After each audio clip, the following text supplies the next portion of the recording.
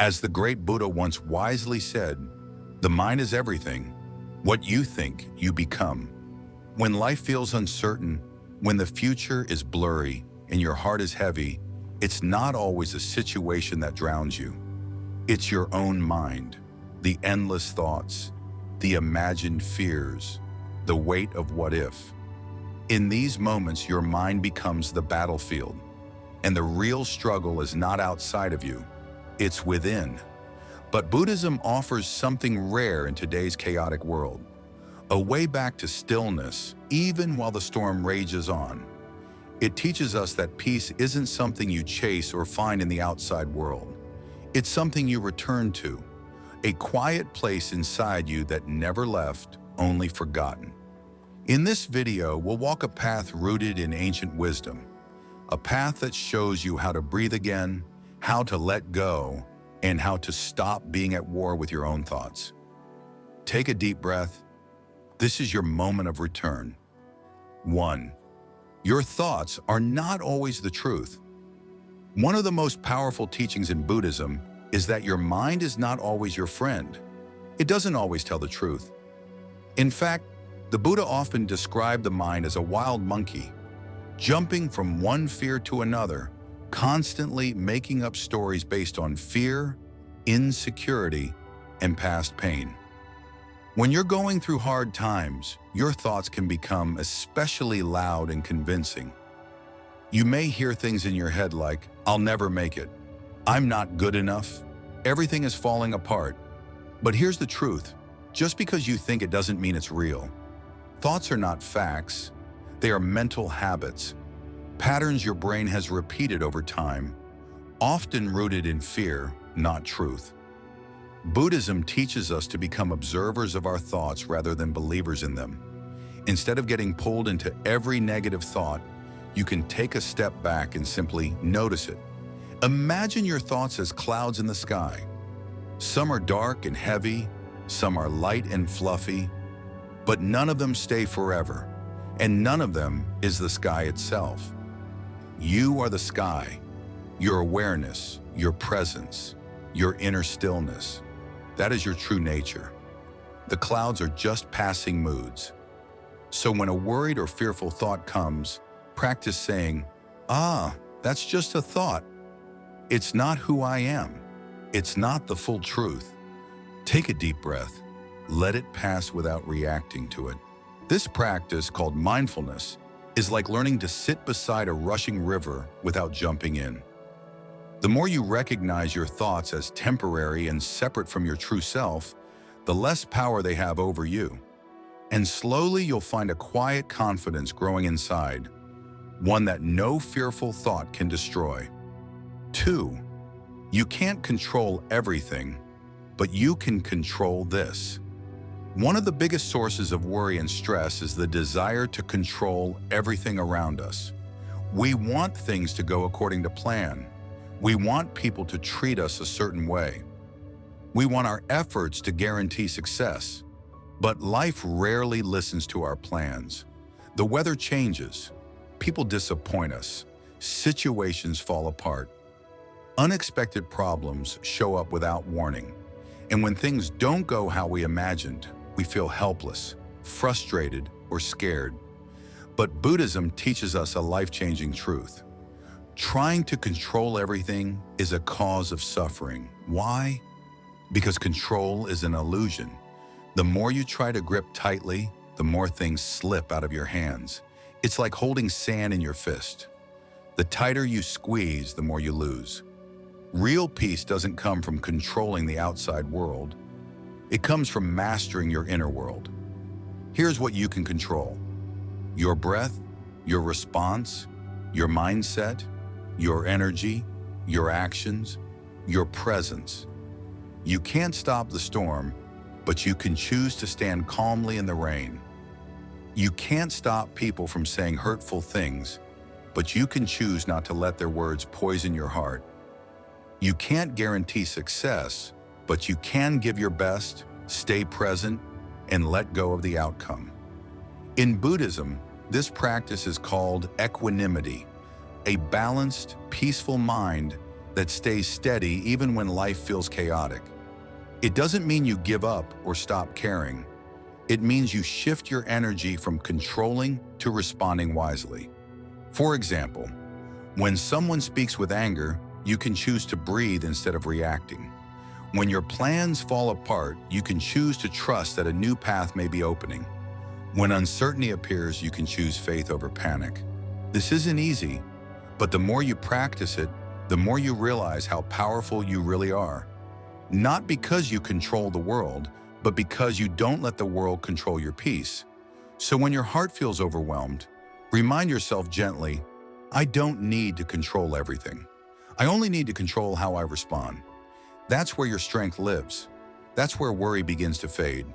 And that's where true inner freedom begins. 3. Focus on the present, not the prediction. One of the main reasons we worry so much is that we leave the present moment and get lost in the future. We start imagining everything that could go wrong. What if I lose everything? What if I fail? What if I'm not strong enough to handle this? These thoughts create anxiety, not because they're happening now, but because our mind is making predictions. But Buddhism teaches us something simple and powerful. The future does not exist yet.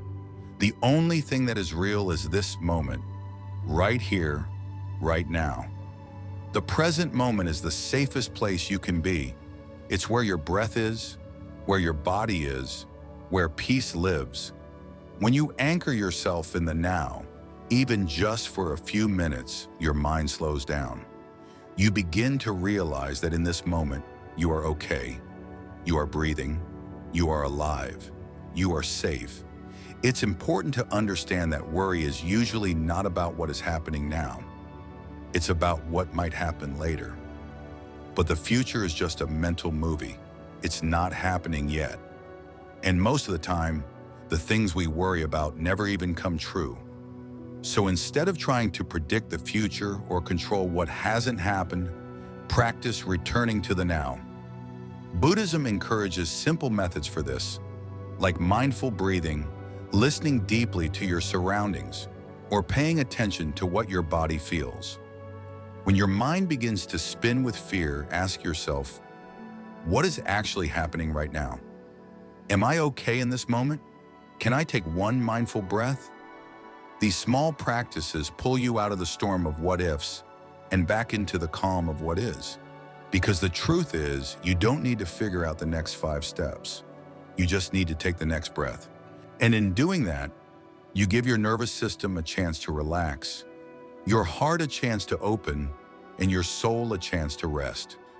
First, you stop drowning in imaginary futures and start living in real peace.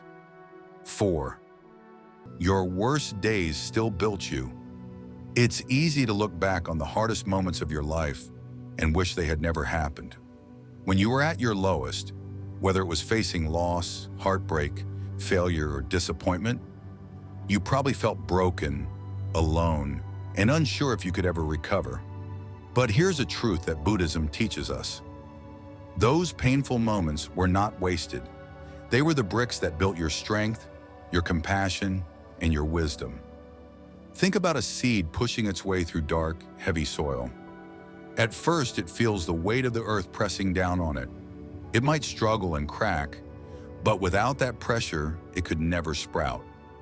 Those very forces that felt like they were crushing it also gave it the power to grow upward toward the light.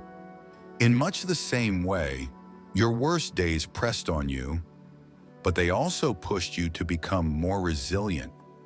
Every time you experienced suffering, you had to face difficult feelings, grief, anger, and fear. You may have wanted to run away, blame someone else, or give up entirely. But when you stayed present with your pain, when you acknowledged it instead of hiding from it, you learned something invaluable about yourself. You discovered how deep your capacity to heal could be. You uncovered hidden strengths you didn't know you had. You learned that even when you felt powerless, you still had choices. The choice to breathe, to continue, to reach for hope. In Buddhism, this process of transforming suffering into wisdom is called turning poison into medicine. Just as a skilled alchemist turns a harmful substance into something healing, you turn hardship into understanding, empathy, and inner peace. Your worst days taught you humility because you learned that you are not in control of everything. They taught you compassion because you now know what it feels like to hurt and you can extend kindness to others in pain. They taught you patience because healing never happens overnight. And they taught you gratitude because when you finally emerged on the other side, you saw life's simple blessings with fresh eyes. So the next time you're tempted to despise the past, remember this. Each painful chapter of your life played an essential role in shaping who you are today. Without the struggles, you wouldn't appreciate peace. Without the failures, you wouldn't value success. And without the low points, you might never reach for something higher. Embrace your history as a teacher, not an enemy. Bow to the lessons learned, even the harsh ones, because in Buddhism, every moment of suffering is an opportunity to awaken to your own strength, your compassion, and the unshakable peace that lives within you. 5. Not everything deserves a reaction. When life throws challenges your way, insults from others, unexpected setbacks, or moments of self-doubt, it's natural to feel an immediate urge to respond. Our minds are wired to react swiftly. Someone says something hurtful and we lash back. A problem arises and we panic.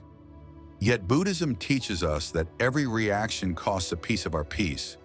If we allow ourselves to be pulled into every conflict, our energy becomes scattered and worry takes root more deeply. Imagine your mind as a vast, calm lake. When a pebble is thrown, ripples appear. But if the lake remains tranquil, the ripples eventually subside. However, if the lake's surface is already turbulent, even the smallest pebble creates waves that grow and persist. In the same way, if your mind is agitated, filled with fears, frustrations, and unprocessed emotions, any external pebble, an unkind word, a sudden change in plans, a reminder of a past mistake, it can set off a storm of reactions. Buddhist wisdom encourages you to cultivate a state of inner stillness so that minor disturbances don't automatically trigger a response. This doesn't mean you become passive or uncaring. Rather, it means you learn to pause before reacting. In that pause, you create space to choose a wise response instead of an immediate, often knee-jerk reaction. When someone criticizes you harshly, your first impulse might be to defend yourself, to strike back, or to shut down. But if you breathe and observe your feelings, anger, hurt, or shame, without immediately acting on them, you give yourself time to see whether a reaction is truly necessary. Often, you'll realize that the words were more about the speaker's own pain than about you. By choosing not to react, you preserve your peace and your relationships. Consider daily annoyances, a long line at the store, a rude driver cutting you off, a notification that disrupts your focus. None of these moments deserves a full-blown emotional storm, yet when you allow yourself to react, clenching your fists, tightening your jaw, your heart racing, you carry unnecessary tension. Buddhism teaches mindful awareness. Notice the irritation rising in your chest. Recognize the impulse to clench, then choose to let it pass. You might even silently remind yourself, this is just a passing moment. It does not need my full attention. By doing so, you free up mental and emotional space for things that truly matter. Another source of unnecessary reaction is the inner critic, the voice that judges every misstep, every flawed thought. When you make a mistake, that inner voice says, "See, you're not good enough." If you react by spiraling into guilt or shame, you create further suffering. Instead, Buddhism invites you to observe that inner judgment as if it were someone else's comment, just a voice that doesn't hold the ultimate truth.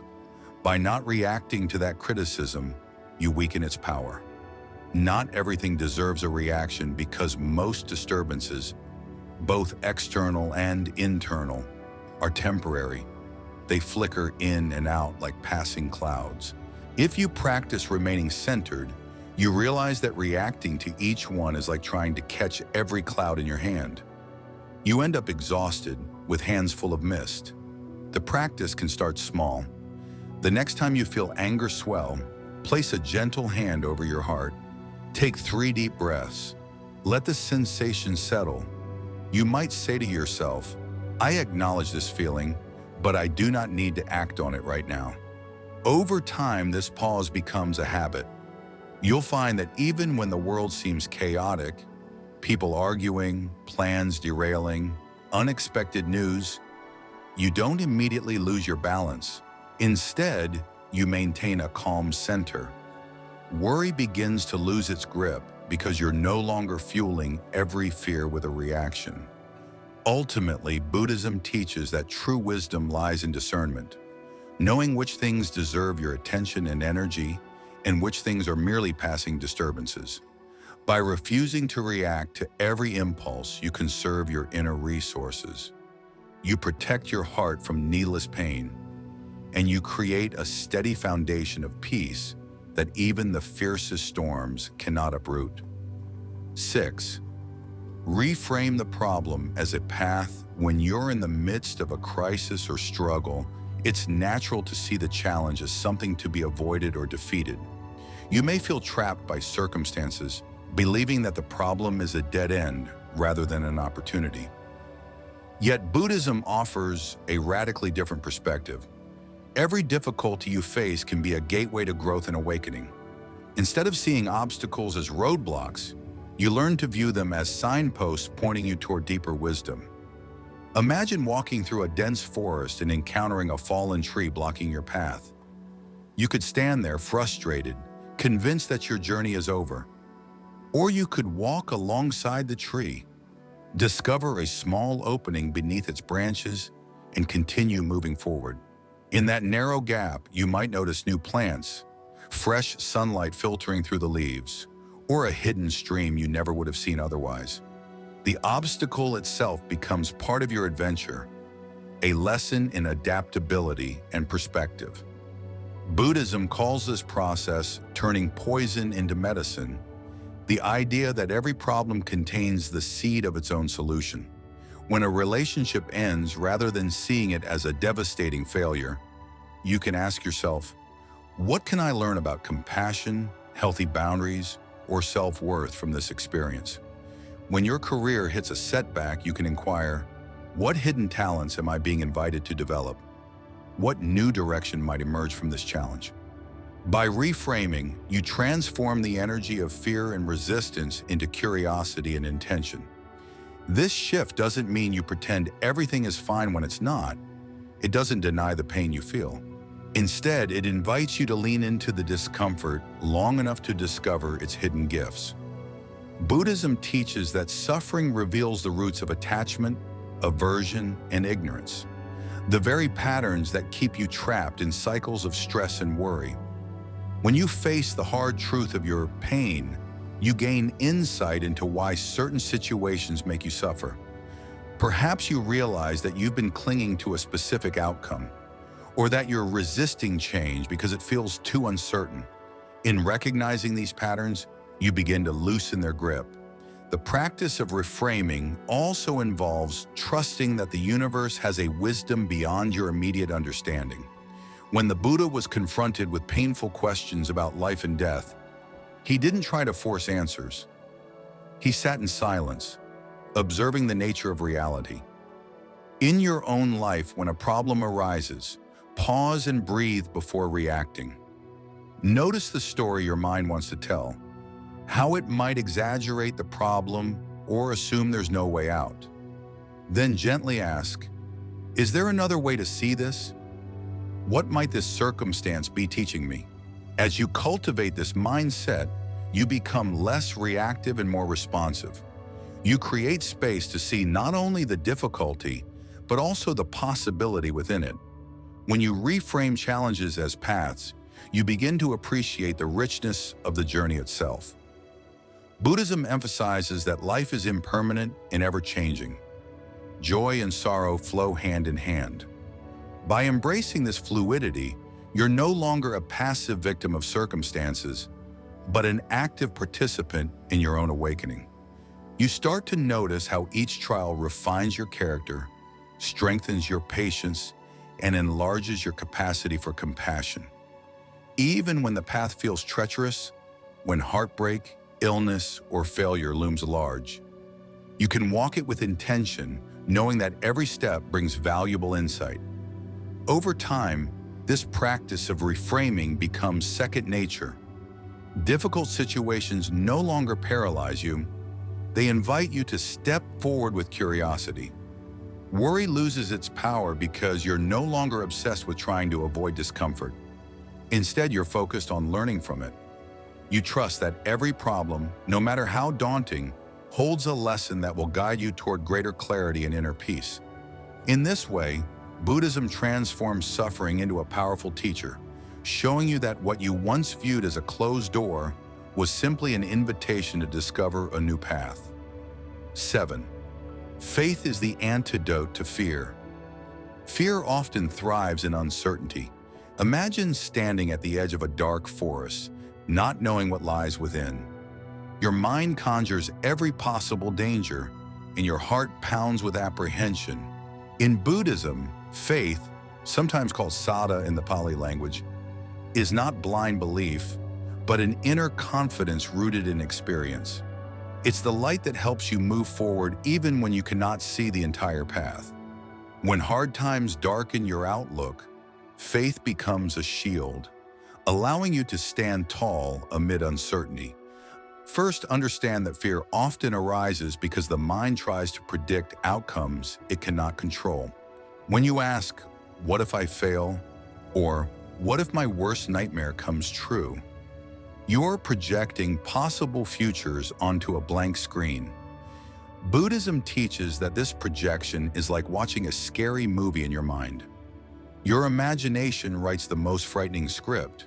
Faith interrupts this by reminding you that you don't need to know the ending to take the first step. By practicing simple actions, like pausing to notice your breath or remembering moments when you overcame challenges, you build an inner trust that life can unfold wisely, even when you don't have all the answers. Next, understand that faith comes from real experience, not from motivational words. Think about times in your life when you faced difficulties, maybe an unexpected illness, a broken relationship, or a financial struggle, and still found a way through. Remember how, even without knowing the solution at first, you discovered strength within yourself, resilience, creativity, or the support of friends or strangers. Those moments show that help is always available, sometimes from your own heart, sometimes from the world around you. By recalling these times, you strengthen the seed of faith. If I made it through before, I can trust myself to face uncertainty again. Another way Buddhism teaches faith is through the truth of impermanence, anicca. Everything changes, your circumstances, your emotions, even your body. When you understand that no painful moment is permanent, you begin to trust the natural flow of life. Just like storms eventually end, your current challenges will pass too. Accepting this truth doesn't make you passive. Instead, it helps you recognize that both good and difficult times rise and fade. With this understanding, you can rest more peacefully in the present, knowing that today's fear won't remain. Faith also grows through community and the guidance of wise teachers, whether through scriptures, meditation leaders, or caring friends. In ancient Buddhist communities, people gathered to hear the Buddha's teachings and share their experiences. This shared faith reminds you that you are not alone in your struggles. Others have walked similar paths, found ways to heal, and discovered peace. When you hear stories of monks staying calm during crises, or practitioners turning suffering into compassion, it plants a seed within you. If they could do it, maybe I can too. These examples strengthen your belief that change and healing are possible. In addition, Buddhism teaches that faith and effort work together. Faith isn't just waiting for miracles, it's actively practicing. Even one sincere breath counted during meditation can build your confidence. When fear takes hold of your mind, you can say, I trust that by returning to my breath, I will find clarity. Each time you do this, every moment you choose mindfulness over panic, you strengthen the bridge between fear and faith. Eventually, that bridge becomes strong enough that fear no longer controls you. During uncertain times, think about how faith changes your relationship with fear. Instead of seeing fear as an enemy to fight, you begin to see it as a messenger, showing where deeper trust or wisdom is needed. When fear appears, you pause and ask, what is this fear trying to show me? It might reveal hidden attachments, unspoken worries, or forgotten dreams. Faith helps you explore its message with curiosity instead of running from it. You may find that beneath the fear lies a desire for purpose, a need for connection, or a wish to live more truthfully. In this way, faith becomes the remedy for fear, not because it removes all anxiety, but because it teaches you a new way to respond. With faith, you notice fear and still choose to move forward. You trust that each breath, each moment of presence will bring the clarity you need. As your faith deepens, fear loses its power to freeze you. Instead, it becomes a gentle reminder, urging you to gather your strength, reconnect with your inner resources, and step into the unknown with courage. In the end, these 7 lessons are more than ideas. They are practical reminders that you can change how you respond to fear and difficulty. Point 1. Your thoughts are not always facts. Point 2. The present moment is all you truly have. Point 3. You may not control everything, but you can always choose your response. Point 4. With practice, every painful experience builds your resilience. Point 5. Not every disturbance needs a reaction. Point 6. Every challenge carries a lesson. Point 7. End faith, grounded in remembering past strengths and trusting in impermanence, will support you whenever fear appears. As you practice these teachings, you slowly shift from being overwhelmed by outside events to feeling centered in your own wisdom. Worry may still come, but it no longer has to stay. You learn to sit with uncertainty, breathe through it, and continue forward with calm confidence. May these principles guide you whenever life feels heavy.